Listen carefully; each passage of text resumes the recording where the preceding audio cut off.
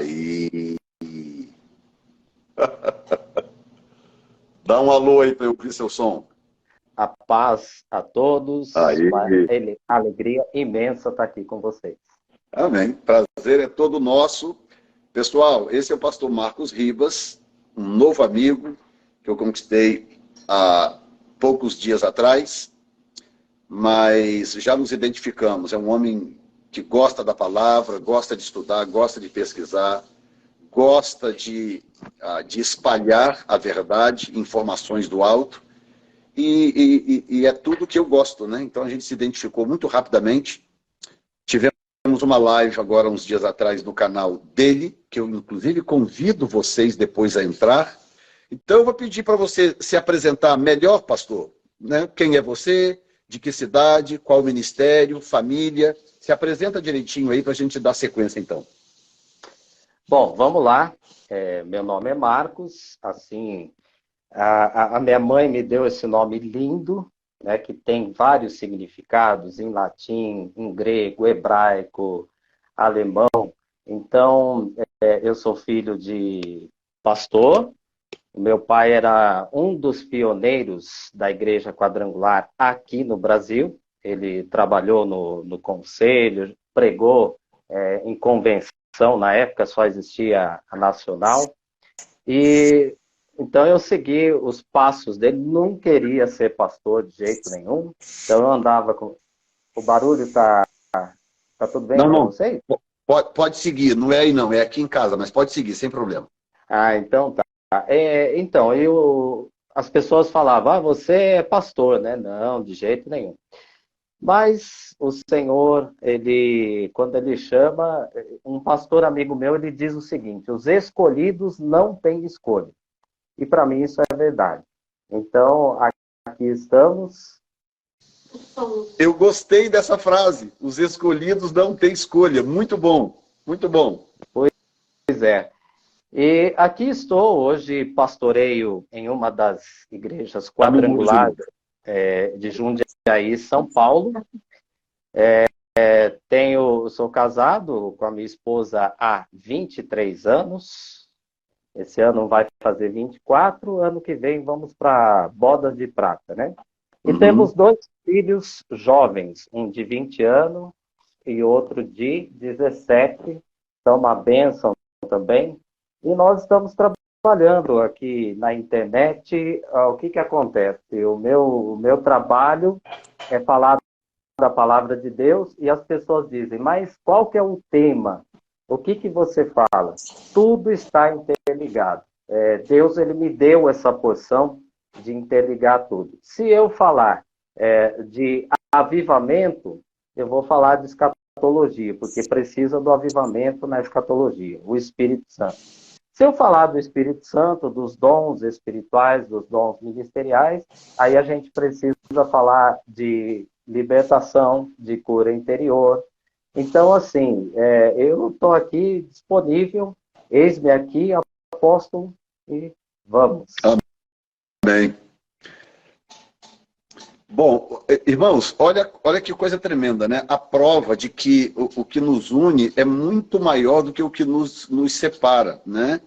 Eu conheci o pastor Marcos, nós temos uma história muito parecida, só que de forma antagônica, né? Eu comecei o meu ministério como pós-tribulacionista e me tornei pré-tribulacionista nos estudos das Escrituras. Pastor Marcos começou o ministério dele como pré-tribulacionista e tornou-se pós-tribulacionista. Eu até brinquei com ele, dizendo, rapaz, é capaz que a gente tenha até passado um pelo outro na estrada. Em rumos diferentes da escatologia. Mas isso prova, eu estou falando isso apenas para mostrar para vocês como que a gente, às vezes, se divide por bobagens, por coisas que não são essenciais. Às vezes a igreja está dividida por coisas tão desnecessárias. Nós nos conhecemos, compartilhamos um pouco da visão de cada um, fizemos a primeira live junto, estamos aqui para fazer a segunda, ansiamos pelas mesmas coisas, Pastor Marcos tem um anseio por avivamento, acredita que nós estamos num tempo de avivamento e tem ministrado, tem orientado, aconselhado pessoas, acompanhado as pessoas online. Irmãos, o que eu quero dizer basicamente é o seguinte: o que nos une é infinitamente maior do que qualquer detalhe que pudesse nos separar. Então, que isso sirva de incentivo para muitos, né? E eu estava dizendo, aliás, eu falei isso na sua live, pastor Marcos, que eu estou vendo, eu tenho 40 anos de ministério completos, né?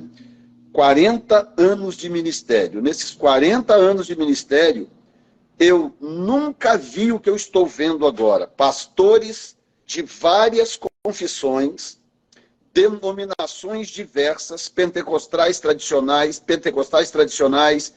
reformados e etc e tal, todos em busca de uma mesma coisa, um mover do Espírito que mude o status da igreja no Brasil e no mundo.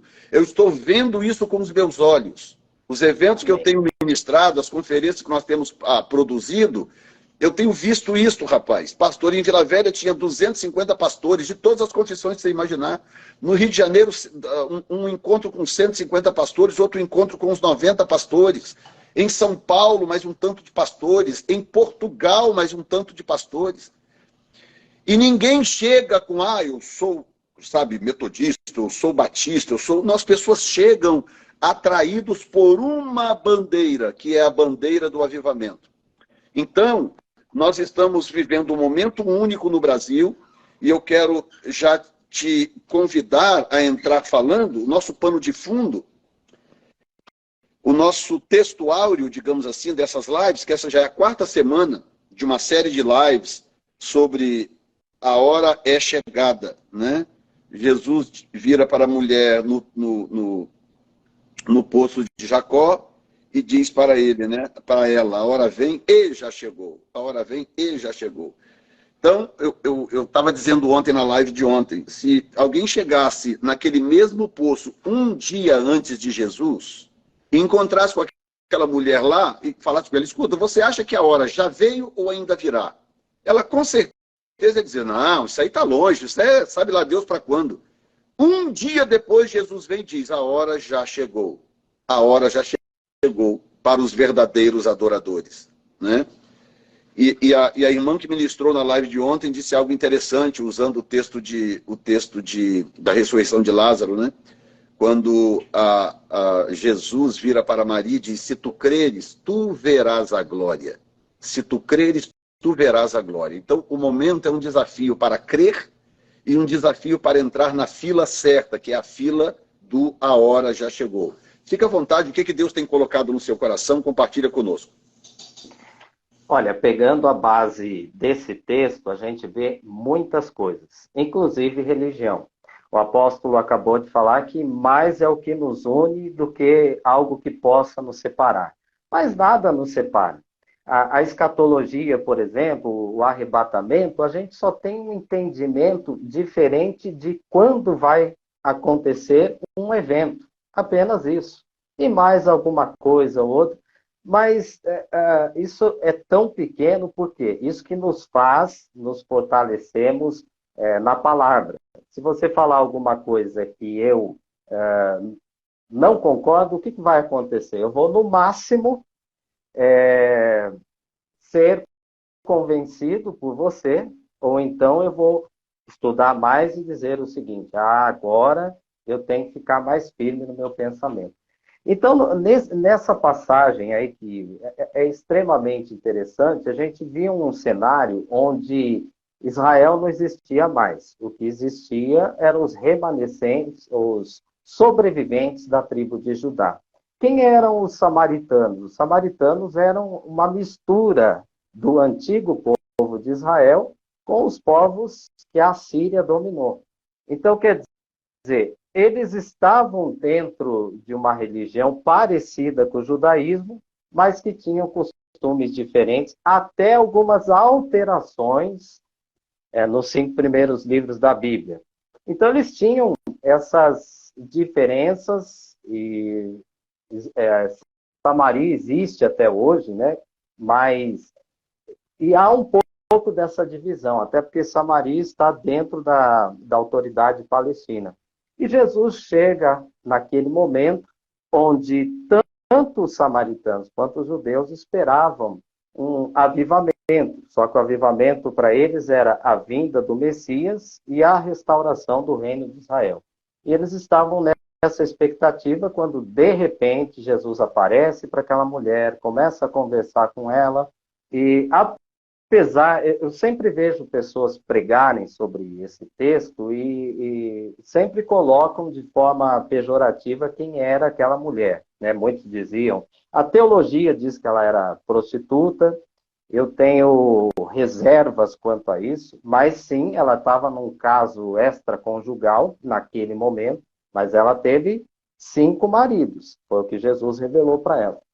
Só que o mais importante, agora a gente não vai falar aqui do pecado, e sim dessa questão religiosa, porque os samaritanos e os judeus, eles eram divididos, mesmo servindo o mesmo Deus, mas eles tinham essa divisão.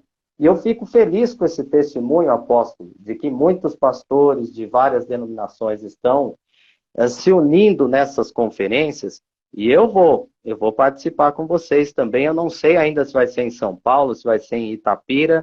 Amanhã eu vou ter uma reunião com alguns pregadores no meu ministério, e a gente vai decidir qual que nós vamos participar aí. Itapira, Rio Claro, mas a gente vai ver, até por questão de data.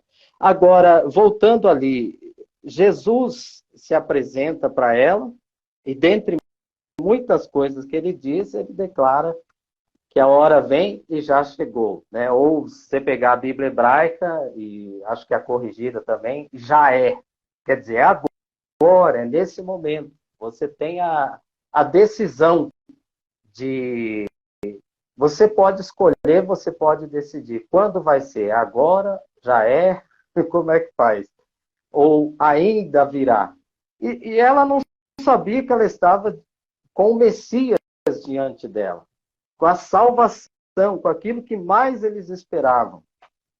É interessante que a Bíblia relata, né, que foi necessário ele passar em Samaria. Bom, aquela mulher, ela se avivou na hora. Ela foi, buscou as pessoas da sua aldeia, e depois daquilo, muitas pessoas chegaram até Jesus. Chegou um ponto que disseram para ela, já não é nem mais pelo que se fala, nós estamos vendo, nós estamos vivenciando. Então, isso que nos une, isso que é importante. Nós servimos quem? O mesmo Deus. Não importa em que momento vai ter o arrebatamento. Eu tenho uma convicção, você tem a sua. Mas tanto faz se é antes, se é depois, se é no meio, nós vamos ser arrebatados. Está sem áudio, apóstolo. Estou falando desde que subamos, né? Não importa. Nós vamos subir. nós estaremos diante do Senhor como aquela mulher. Então eu vejo assim, uma quebra de religião, porque Jesus, ele pertencia ao judaísmo. Isso tem que ficar claro. Quando a Bíblia chama, na nossa tradução, está como Rabi ou como Rabone. Tudo isso é rabino. A expressão Jesus de Nazaré era porque, dentro de um sistema religioso o qual Jesus estava, ele ministrava na cidade de Nazaré, onde ele foi criado. Muitas pessoas não sabem disso. Então, quando a mulher olha para ele e fala, você é judeu e me pede água. Como é que ela sabia que ele era judeu? Pelas vestes, pela aparência, pela barba longa, né, que tinha. Então, assim, tudo isso sotaque. Foi quebrado. E pelo sotaque, pela forma como se comunicava. Então, assim, tudo isso foi quebrado. Por quê? Porque a necessidade ali era a salvação, era a transformação, conversão e o avivamento. Para mim, essa mulher, ela já foi tão avivada que ela tinha credibilidade de levar as pessoas da aldeia para Jesus. E lá eles tiveram esse encontro com o Senhor. Então, mediante a esse texto, a gente vê tanta coisa boa. Eu acompanhei algumas dessas lives E da irmã, a missionária que pregou ontem também, eu vi uma boa parte. Ela está bem avivada, né, apóstolo? Tá. É uma brasa. É uma brasa. Mas eu queria... Mas o que eu gostaria que o irmão também, se pudesse, um pouquinho, nós falamos um pouco sobre esse tema na sua live. Eu gostaria de saber como que o irmão está enxergando esse momento do Brasil e esse momento da igreja. Por que eu estou perguntando? Porque a questão do A Hora Chegou é exatamente uma alerta para a igreja de que não é hora de prestar atenção no governo X, no Bolsonaro, no fulano, no ciclano, no judiciário, no exército. Quando a igreja perde o foco, a coisa é muito grave, é muito séria, né? E do meu ponto de vista, assim como vários outros profetas e apóstolos com quem tenho me comunicado, o consenso é: Deus fez questão de frustrar a igreja para que a igreja volte o foco para ele e não o foco para, como diz o salmista, carros e cavalos, né? Muitos confiam em carros e cavalos, mas nós confiaremos em o nome do Senhor. Como que o irmão tem visto isso? Como é que no seu meio ministerial, na sua congregação, como que o irmão está enxergando isso e que tipo de orientação o irmão dá no que tange ao momento da nação, o momento da igreja e esse possível avivamento que nós queremos? Excelente pergunta, apóstolo. Eu vou tentar ser o mais prático possível. É óbvio que nós somos servos de Deus, nós temos muitos títulos, mas somos cidadãos também brasileiros. Mesmo você que está aí nos Estados Unidos, você é brasileiro, se preocupa e quer o melhor para essa nação. Não há dúvida. A economia americana, por exemplo, ela ainda está saudável e a gente quer isso para o Brasil e já era para o Brasil estar basicamente no mesmo nível. Não há dúvida de que o governo que passou, ele foi muito bom, ele colaborou muito para essas coisas. O Brasil, em plena pandemia, ele conseguiu se manter, ele teve uma economia muito boa, e até essa questão, olha só, como o Espírito Santo está orientando essa live aqui, até nessa questão religiosa melhorou, porque nos manifestos, ou nos manifestos de apoio, a gente via milhares de católicos juntos com os evangélicos, orando, buscando a Deus. Então, esse ponto melhorou muito. Outra coisa que eu, assim, subi pelas paredes até, foi o fato de ter o primeiro-ministro de Israel, na época o Netanyahu, agora está voltando, pisando em solo brasileiro. Porque eu entendo a promessa que Deus fez a Abraão. Benditos que te abençoarem e malditos que te amaldiçoarem. Então, uma nação, quando ela tem aliança com Israel, nós vamos ver bênçãos em várias áreas, inclusive nessa questão da economia. Bom, dito tudo isso, então nós, sim, devemos desejar, orar sempre, praticamente todos os cultos aonde eu ministro, a gente ora pelo Brasil. Pelo menos no terceiro domingo, a gente estende as mãos sobre a bandeira brasileira e ora muito. Só que a questão do Brasil não se trata de um presidente que foi bom ou ruim. A Bíblia diz, feliz é a nação cujo Deus é o Senhor. Então, Deus tem que ser o principal. É assim, estamos chateados com o que aconteceu? Estamos. Né? Eu vou evitar de falar esse assunto, porque a plataforma pode derrubar, inclusive, a live. A gente ficou muito chateado, porque a gente queria algo que seria bom, mas não é o que está acontecendo. Ok, mas eu deito no travesseiro, eu durmo, eu me apego, o Senhor me sustenta no sono, depois eu me levanto avivado, renovado. Por quê? Porque a nossa esperança está nele. Muita gente ficou com medo. Nós vamos... vai ser igual a Venezuela, a gente vai ter que matar o cachorro, vai ter que matar o gato para comer. Eu sei.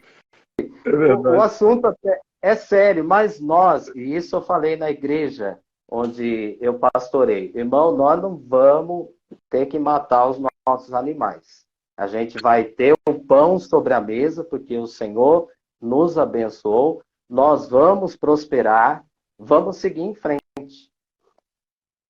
Agora, apóstolo, sim, quando aconteceu tudo aquilo lá, 31 de outubro, né, 1º de novembro, a igreja que eu pastoreio, ela deu assim assustado, né? Meu pai, muita gente ficou desanimado, aí nós ministramos novamente e o povo está se avivando, porque estão entendendo que a nossa esperança é o Senhor.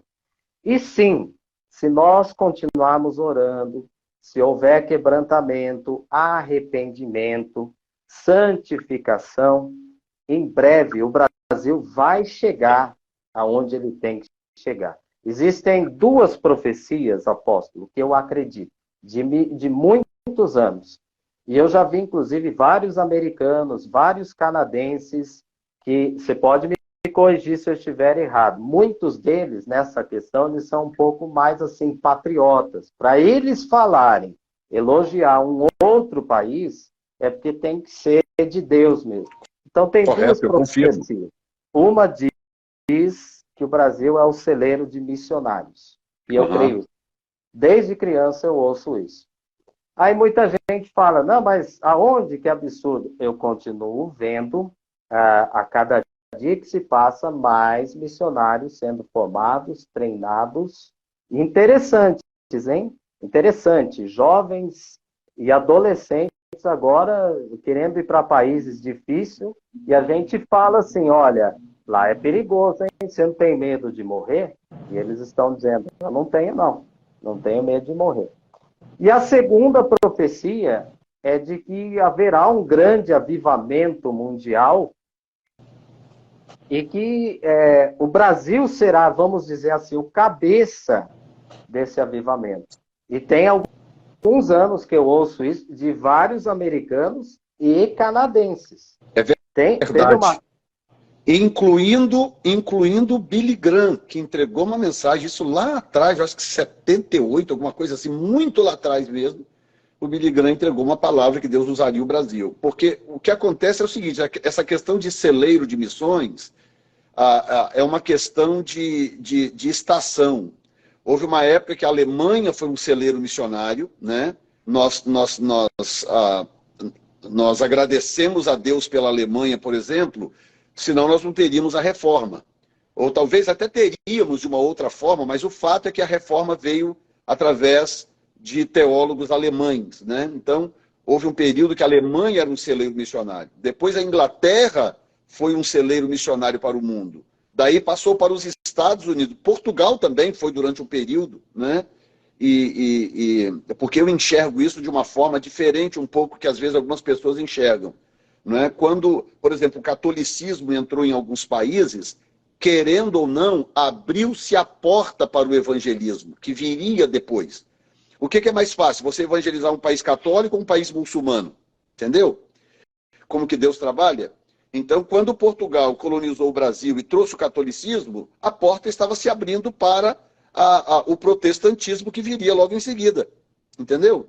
Então, Portugal também foi, a Espanha também foi, e logo em seguida os Estados Unidos. Durante muito tempo, o celeiro missionário do mundo era os Estados Unidos. Mas esse tempo já passou. Os Estados Unidos não é mais um celeiro missionário. Entendeu? Então, essas profecias apontam que o Brasil é a bola da vez. Entendeu? Que o Brasil vai realmente se incendiar com um avivamento muito forte, e o Brasil e brasileiros serão espalhados. Já tem, né, brasileiros espalhados por vários lugares do mundo, que já são peças estratégicas que Deus plantou em vários países do mundo, entendeu? Eu já tive em vários países, conheci igrejas, pastores, obreiros, gente que está lá clamando, buscando a Deus. Aqui no meu próprio canal, gente, eu recebo a mensagem de vários países do mundo, a brasileirada está em chamas, querendo algo novo. Ou seja, Deus já plantou brasileiros estrategicamente pelo mundo afora, para cumprir essa promessa. A coisa já está em andamento. Continua, pastor. E acrescentando, é isso mesmo. Pegando tudo que, inclusive, você comentou, o Brasil, ele vai chegar lá. Mas primeiro aconteceu isso para muita gente chorar. E para muita gente entender que avivamento não é simplesmente você pegar a tua mão, fazer assim. O Brasil é do Senhor Jesus. Quando eu era jovem, tinha evento gospel aqui no Brasil, né? O SOS da Vida, mas muitos outros. E o pessoal cantava assim, eu já falei, vou repetir, é Jesus Cristo que comanda isso aqui. Tá, é bonito, chama atenção. A minha denominação, quando ela veio forte para o Brasil, ela fazia muitas marchas. São Paulo, Piracicaba, Rio de Janeiro. Só que, através disso que está acontecendo, essa tristeza política, o povo de Deus vai começar a entender. Muitos já entenderam, apóstolo. Eu estou falando assim, a grande maioria.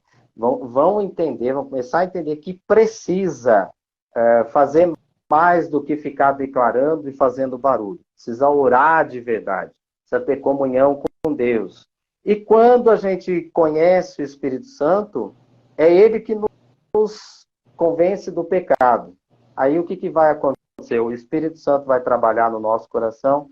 Olha, isso aqui está errado. Você não pode pecar. Você não pode fazer isso. Até a consciência acaba melhorando com a comunhão do Espírito Santo. Então, o Brasil agora, o Brasil vai, por causa disso que aconteceu, dessa tristeza, o Brasil vai entender que tem que orar. A igreja que eu pastoreio, os irmãos já estão se aquecendo novamente. O avivamento, Deus mostrou para mim que o avivamento vai começar agora em abril, na igreja que eu pastoreio. Já tem até a data. Olha só.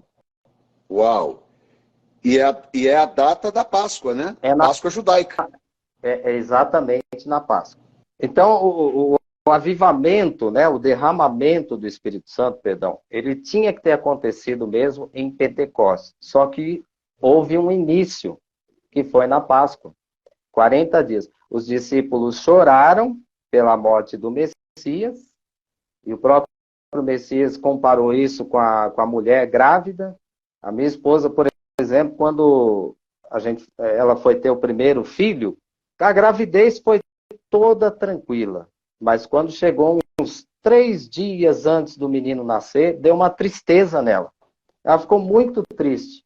E mas o que está acontecendo? Não, é porque o nosso filho vai nascer, eu estou com medo, isso e aquilo.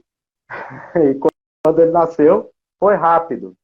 Aí eu fui visitar, ela deu um sorriso para mim e falou, nosso filho é lindo, é a tua cara. Eu me lembrei do que Jesus disse, que a morte dele ia ser assim também. Como uma gravidez, né? Vem o medo, vem a tristeza, mas a hora que nasce o varão, acabou a tristeza, vem a alegria. Isso aconteceu com os discípulos na Páscoa. E aí foi um caminhar de 40 dias, de repente chega Pentecostes. Aí o Espírito Santo é derramado. Então o Senhor mostrou isso para mim, que na igreja que eu pastoreio haverá um grande avivamento. Porém, a hora já chegou. Quem está assistindo essa live pode ser avivado agora, nesse momento. Eu fiquei muito feliz quando o apóstolo participou pela primeira vez lá no meu canal, o depoimento de muitas pessoas, dizendo, olha, eu fui curado pelas lives do apóstolo Jefferson Neto, eu fui muito abençoado. Isso aumenta a nossa responsabilidade e mostra também que nós estamos no caminho certo, nós estamos avivados no que o Senhor prometeu. Porque quando João Batista mandou perguntar a Jesus, és tu mesmo que haveria de vir ou devemos esperar algum outro? João Batista estava na cadeia. Jesus poderia ter dado uma série de respostas, ou ele poderia simplesmente ter dito, sim, sou eu mesmo. A palavra dele bastaria. Mas como que ele preferiu responder? Com os frutos.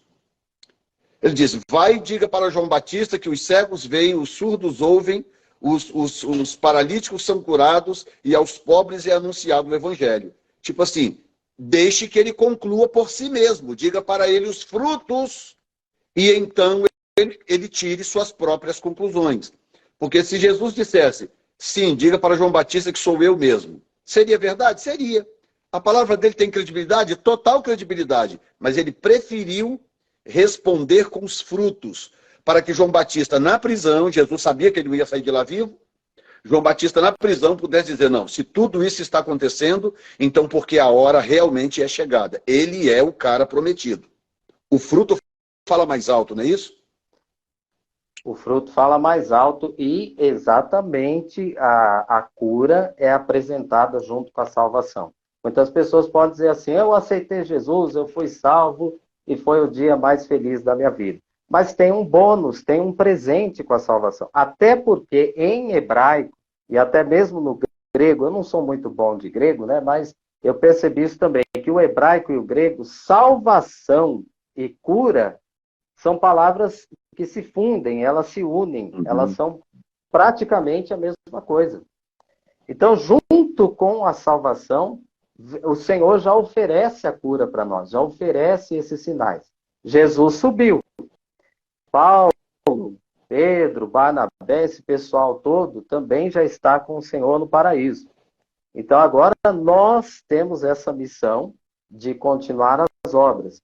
Apóstolo, as pessoas, no meu canal principalmente, eles querem saber de escatologia, eles querem saber quem é o anticristo. Né? O anticristo não está aí, mas, enfim, eles querem tanta coisa e muitos não são cheios do Espírito Santo e muitos ainda nem se converteram. Eu fiz uma live eu senti uma vez num domingo de fazer uma live de libertação. E eu fiz uma oração, domingo não, perdão, era uma sexta-feira à noite, eu lembrei agora por causa do culto. E muitas pessoas ficaram possessas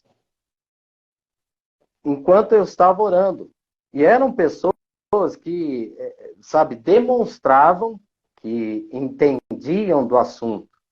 Ah, porque vai acontecer isso, vai acontecer isso. A pessoa nem cheia do Espírito Santo ainda não está, nem se converteu. Então a gente precisa retornar a isso. Na live que você participou no meu canal, algumas pessoas disseram assim, eu quero receber o Espírito Santo. Muitas pessoas estão lutando para isso, estão buscando. Ótimo. E vai receber mesmo.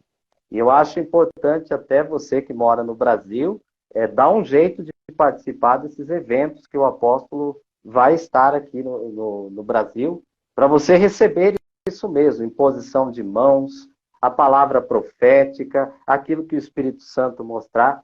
Mas, para você receber o Espírito Santo, uma dica importante: receba Jesus primeiro, receba o testemunho do Filho de Deus. Esse é o primeiro passo. E aí vai tirando a tua mente um pouco dessas preocupações. Porque a internet, apóstolo, ela mostra isso, que em tal país já tem campo de concentração, vão colocar a gente lá, nós vamos ser escravos. Se o Filho nos libertar, verdadeiramente sereis livres. Yes. Nós somos livres.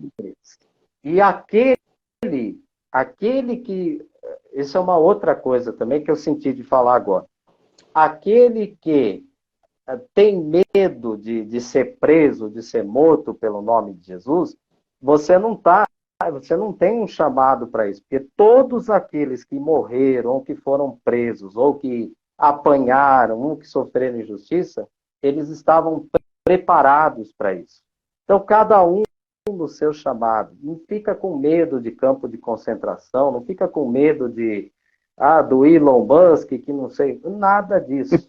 É tempo de avivamento, é tempo de dar fruto, é tempo de multiplicar, é tempo de florescer. A árvore, nós somos comparados com a árvore. A gente floresce e a gente multiplica. Tudo é tempo. Vai lá, apóstolo. Exato. Não, o que você está falando é muito interessante, porque a artimanha do diabo, gente, escutem isso que o pastor Marcos está falando, porque a artimanha do diabo é roubar o seu foco. Essa é a artimanha do diabo. Se ele conseguir roubar o seu foco, o diabo sabe que ele não vai conseguir desviar todos os cristãos. Ele sabe disso. Ele sabe que talvez a sua experiência com Deus, o seu tempo de vida com Deus, tornou você sólido na sua fé. Mas se ele conseguir mudar o seu foco, mudar o foco do seu óculos espiritual, ele já torna você infrutífero. O que aconteceu na igreja primitiva, no livro de Atos, não foi exatamente isso. O Sinédrio e os romanos perseguindo os discípulos para que eles não falassem de Jesus. Pegaram Pedro e João, espancaram, bateram, falaram, nunca mais fale nesse nome. Soltaram eles, daí no dia seguinte eles estavam na porta de novo do templo, pregando o nome de Jesus e curando os enfermos. Ou seja, por que o diabo fracassou na história da igreja primitiva no livro de Atos? Porque ele não conseguiu roubar o foco da igreja primitiva. É disso, pastor, fale um pouco mais sobre isso. Você foi muito feliz dessa palavra. E pegando esse gancho aí do Pedro, vamos lembrar que no dia da ceia, Jesus fez a coisa que mais ele esperava. Esse é o momento que eu mais esperava, ele disse para os discípulos. Ministrou a ceia e disse o seguinte, essa noite vocês vão me deixar sozinho. Um vai me trair. E o Pedro estava lá. Não, eu vou morrer com o senhor. Não, Pedro, você vai me negar 3 vezes. O Pedro, ele negou Jesus. Mas quando chegou outro momento, que ele estava avivado, cheio do Espírito Santo, ele foi preso. A gente sabe, diz a tradição cristã, como que ele morreu.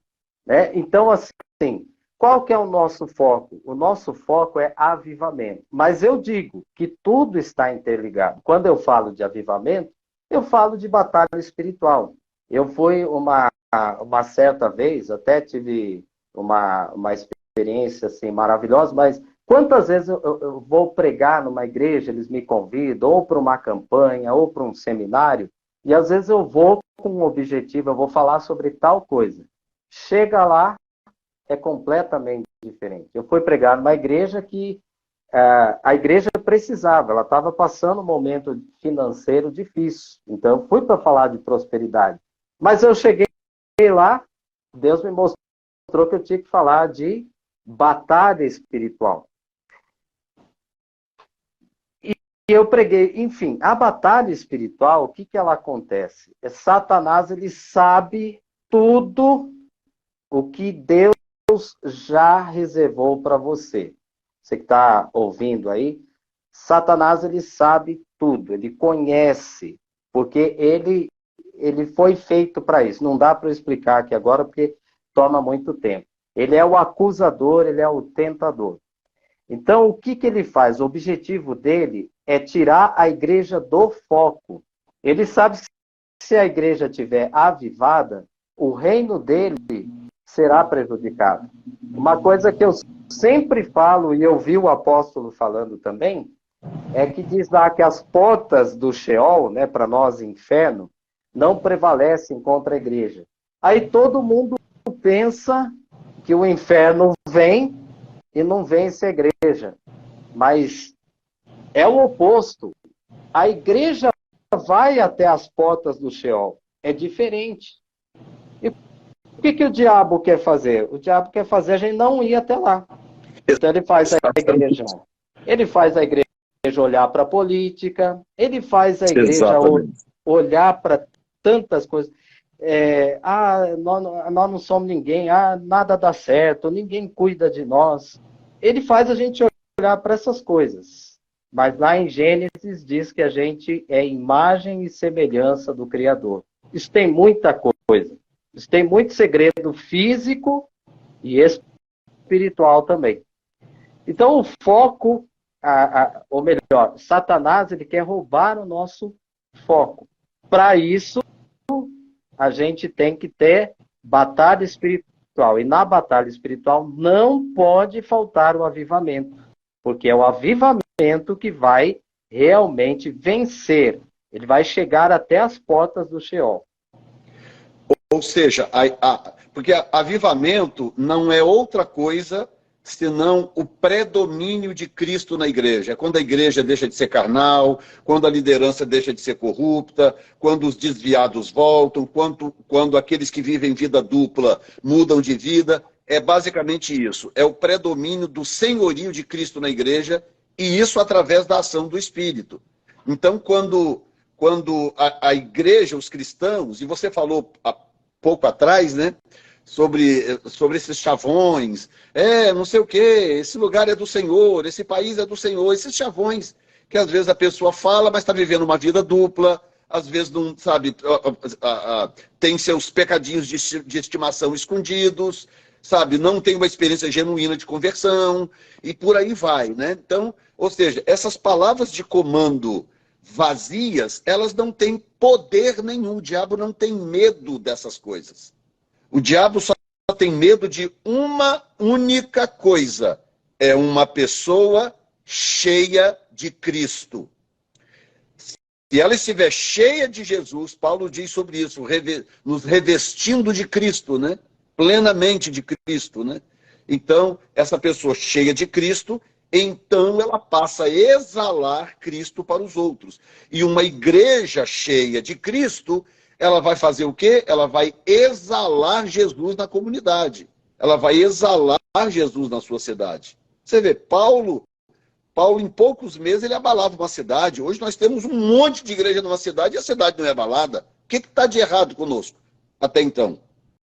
Então, apóstolo, até você disse uma frase que eu vou precisar assistir a nossa live de novo para decorar. A frase que você disse precisa ser decorada, mas talvez você já decorou, você até possa repeti-la novamente.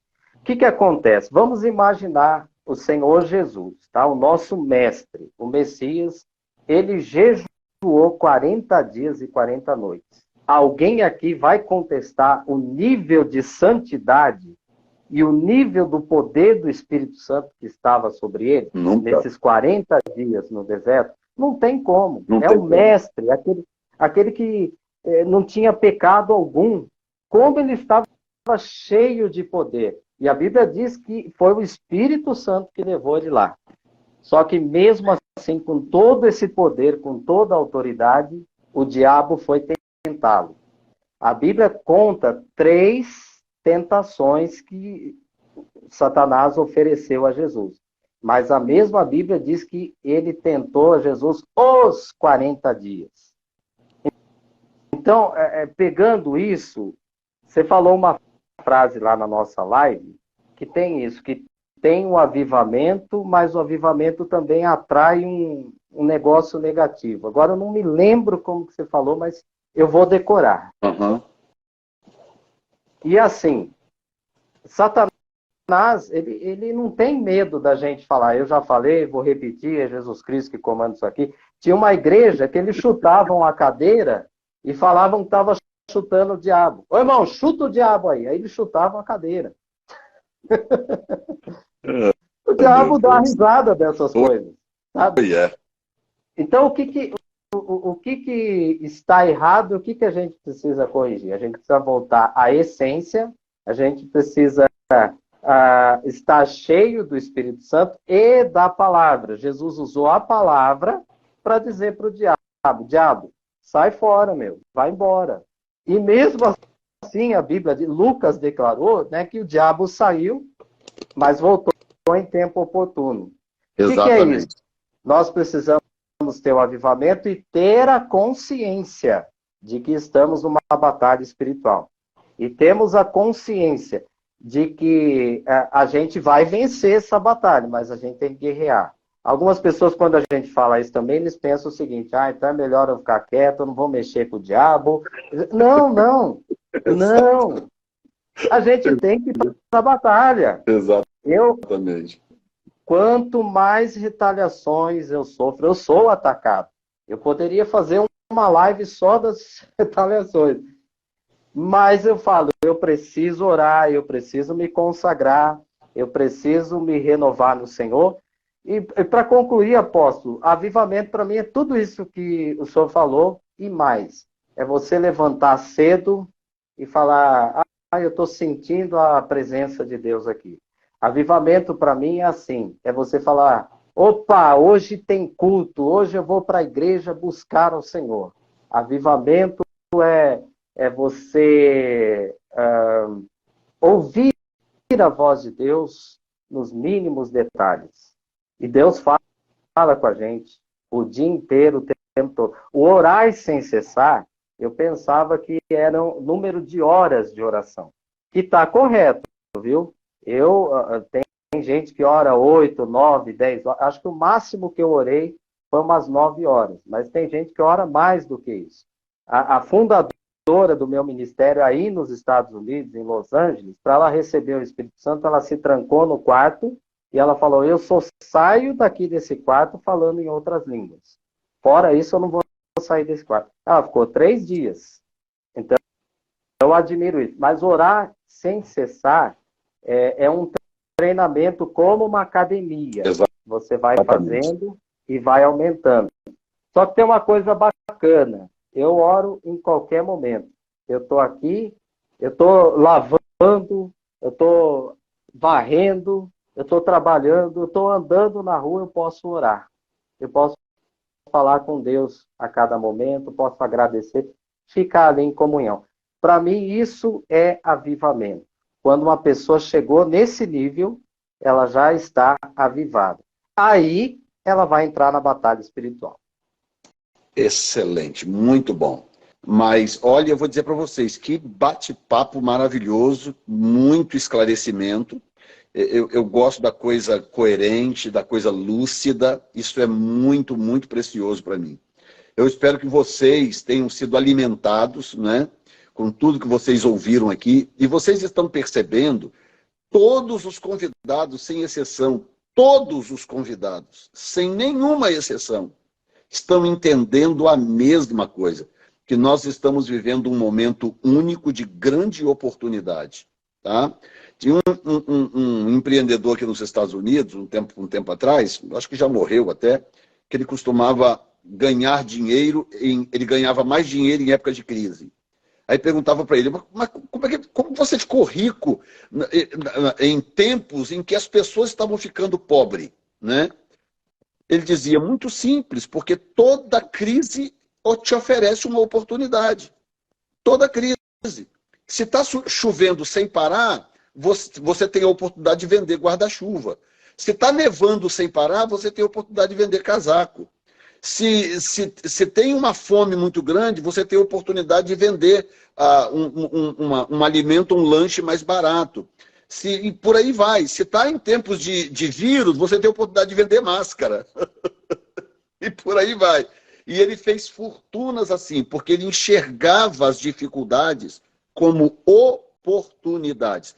E o que Deus está dando para a igreja agora, da virada do ano judaico para cá, porque a palavra de Deus é, no ano em que morrer o rei, a minha glória chegará à nação. O ano virou em setembro. Quando Deus fala de ano, ele está falando sempre do ano bíblico, do ano judaico. O ano virou em setembro. Nós estamos no ano da morte do rei. Deus está dizendo, eis aí uma porta de oportunidade. Entre por ela. Entre por ela. E outra coisa, gente, alguém me perguntou esses dias. Eu acho que perguntou aqui na live até, estou falando esses dias, mas se não me engano foi uma pergunta aqui na live, sobre ousadia. Ousadia é uma opção. Vocês sabiam disso? Que ousadia e covardia são duas opções. Eu posso optar em ser covarde ou eu posso optar em ser ousado. E ousadia é confirmação da fé, é uma atestação da sua fé. Quando você se levanta de forma ousada, isso atesta a sua fé. Então a palavra do pastor Marcos, assim como os demais convidados, tem sido todas nesta direção.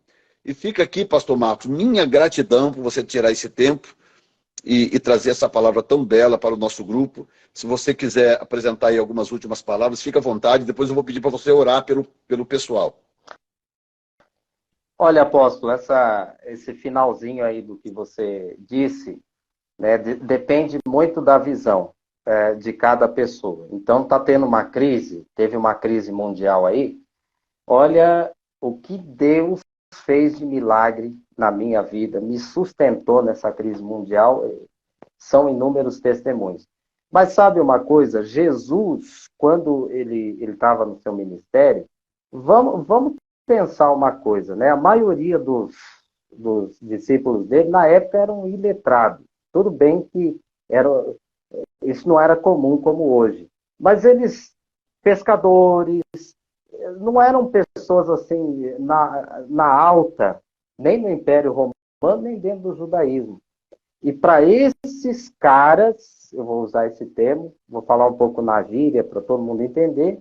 Para esses caras, Jesus olha e fala assim: vocês são a luz do mundo, o sal da terra. Naquele momento, os discípulos não era tudo isso que Jesus estava declarando. Uau, Mas exatamente. Jesus ele olha com uma visão ampla. E essa visão ampla a gente tem que ter. Então, por exemplo, na igreja que eu pastoreio, eu falei sobre a visão ampla. Eu estou tentando trazer minhas pregações também para as redes sociais, mas a gravação não está boa, né? Então, vou tentar fazer um esquema bom. Mas a visão ampla, eu disse para a igreja o seguinte: eu, como pastor, eu tenho que olhar para vocês, membros, e para mim, e declarar, sabe, que Deus deu a melhor igreja para o meu ministério. As melhores pessoas estão na minha igreja. E eu penso assim, mesmo que ainda não estiver acontecendo isso, mas é assim que eu declaro, porque é visão ampla. E da mesma forma, a igreja tem que olhar para o seu pastor, para o seu líder, para o seu apóstolo, não importa o título também, e falar: esse é o homem de Deus na minha vida. O Senhor levantou ele e ele é a melhor pessoa para a minha vida. Isso é visão ampla e a gente precisa ter isso. Eu queria só deixar um versículo, né, que eu senti no coração, Fique à antes vontade. de começar a live, que é 1 Coríntios 2, o 9 e o 10. Todo mundo cita o 9, mas se esquece do 10. E eu nem sei por que eu estou lendo isso aqui, mas eu senti no coração, eu sei que Deus está endereçando para pessoas aqui, pastores, inclusive. Amém. Porque o Senhor também me chamou para cuidar de pastores. Eu não sabia disso, mas, né? Então está escrito assim: mas como está escrito, nem olhos viram, nem ouvidos ouviram, nem jamais penetrou em coração humano o que Deus tem preparado para aqueles que o amam. Então, quem ama a Deus, Deus tem planos, projetos, propósitos na vida da pessoa. Ok. Só que quem usa só esse versículo pensa que a hora vem. Só que o versículo 10 diz que a hora já chegou, porque diz assim, ó: mas Deus nolo revelou pelo Espírito. Eita, Jesus. Aleluia. Porque o Espírito a todas as coisas perscruta. O que é perscrutar? Investigar minuciosamente, até as profundezas de Deus. Então a hora vem é o seguinte: ninguém sabe, ninguém viu, ninguém ouviu o que Deus preparou. A hora já chegou, o Espírito Santo revela tudo que o Pai já preparou. Muito. Então eu quero, antes da oração, eu quero encerrar dizendo isso, né? Que a hora já chegou, o Espírito Santo revela tudo. Se tiver um tempo de fome, como foi em Atos, levantou-se o profeta Ágapo e revelou. Se tiver nos dias de hoje um tempo de fome, um tempo o Senhor vai revelar. Então vamos ficar em paz. E vamos nessas conferências proféticas, nessas conferências abençoadas, porque é ali que a gente sai com a visão ampla. Amém. Fica à vontade, pode orar. Gente, quem precisa agora de um toque de Deus, uma cura, algo, agora é o seu momento de se conectar, para de escrever, se conecta com o Senhor. Pastor Marcos vai orar abençoando a sua vida. Fica à vontade, pastor. Amém. Eu sempre faço assim: quando eu oro para os enfermos, eu digo: quem está doente, quem está enfermo, está com dor agora, coloque as tuas mãos no local da enfermidade. Vamos supor que você tem um caroço nessa mão, você vai lá e põe. Está doendo o ombro, as costas, você põe. Se não for possível, você coloque sobre o coração. Então vamos orar nesta hora, tenha fé, porque o Senhor vai agir, e depois vocês vão contar para o apóstolo que houve cura, que houve milagre. Amém. Bendito és tu, amado Deus e Pai. Não há entre os deuses alguém semelhante a ti, e nada existe que se compare às tuas obras, pois tu és grande e operas maravilhas. Só tu és Deus. Na autoridade do nome do teu Filho Jesus, eu me levanto agora para abençoar a todas essas vidas que estão acompanhando aqui na live, aqueles que vão assistir depois em forma de vídeo, aonde chegar a minha voz, a minha oração. Pai, que eles sejam abençoados agora.